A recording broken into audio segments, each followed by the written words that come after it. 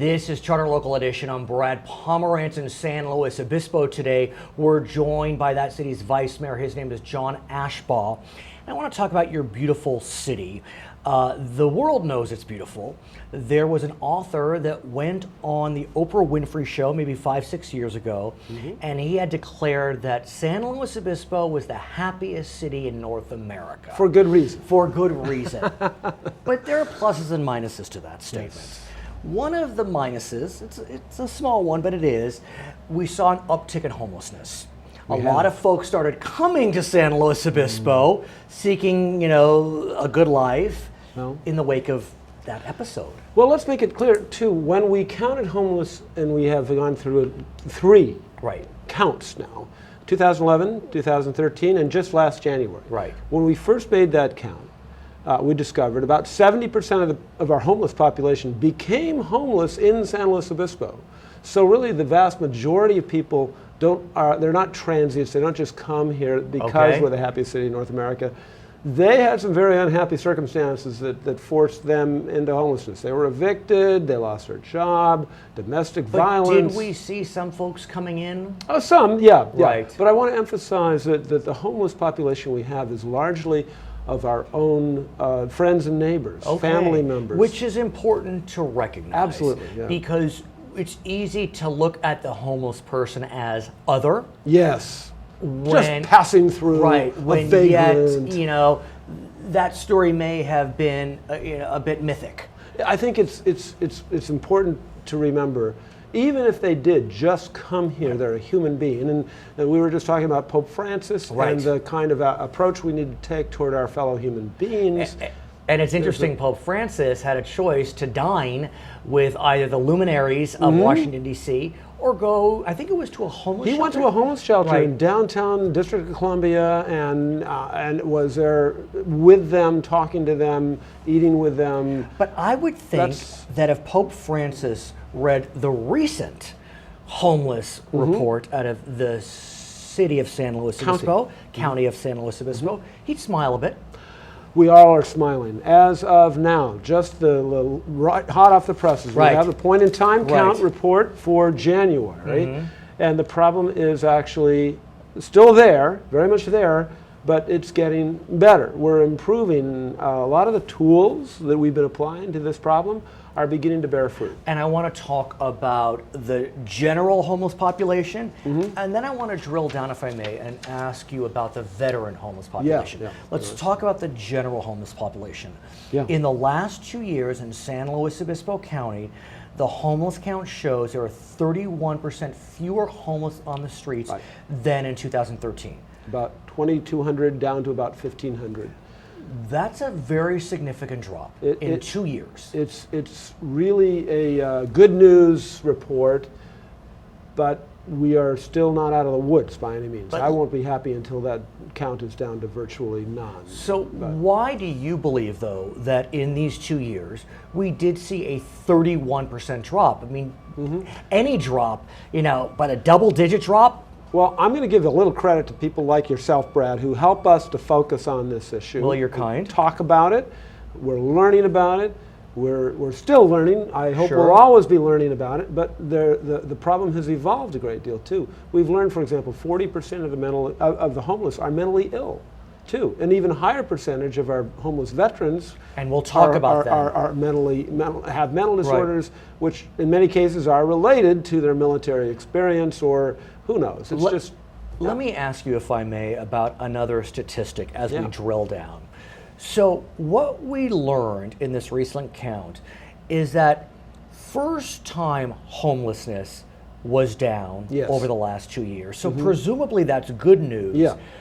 But those that report being homeless for a year or more, up almost 20 points. We're getting to the hard cases. Right. The chronically homeless.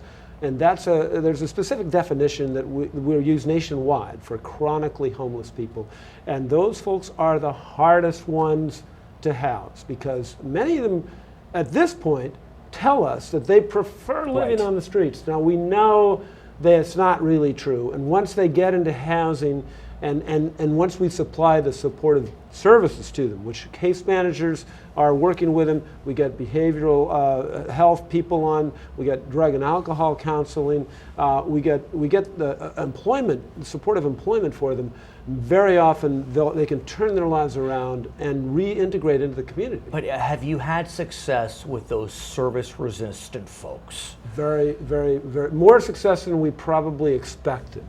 There are, as we call, service-resistant or program or people that just, like I said, reject. They want to see themselves as a kind of a Jack Kerouac hippie, right, vagrant, vagabond, and they don't want any contact with authorities, let alone shrinks, you know, or media, or especially elected officials like me. God forbid. Yeah, I do know, and I've talked to many of these people, and I know how difficult it is for even the professionals who know how to outreach to these people. It takes sometimes months and sometimes longer, years, before they can turn them around. I also want to ask about the younger homeless.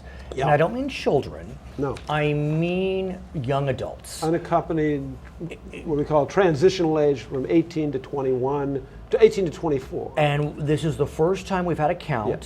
The count indicates there are about 380. Yep.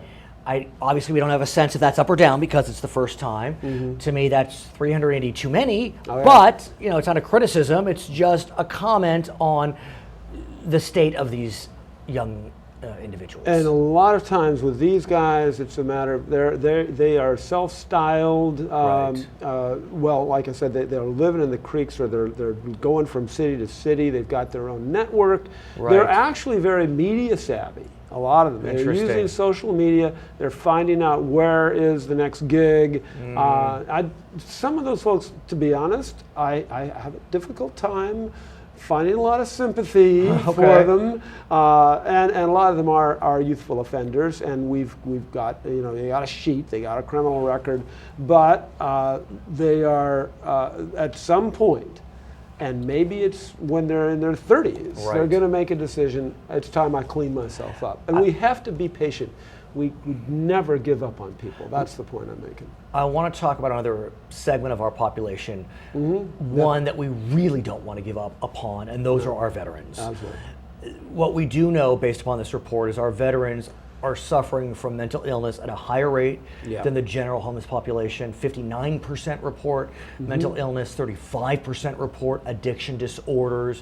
What can you tell us about our veterans? Of the homeless veterans, exactly. not all veterans, obviously, but of those who are homeless, you can explain a lot by asking some of these more detailed questions, and we do. And we've been focusing on homeless veterans so that our goal is to functionally eliminate homelessness among veterans and their families. So we've put a program in place, we've had it in place for a couple of years, called the Veterans Administration Supportive Housing, VASH, HUD-VASH.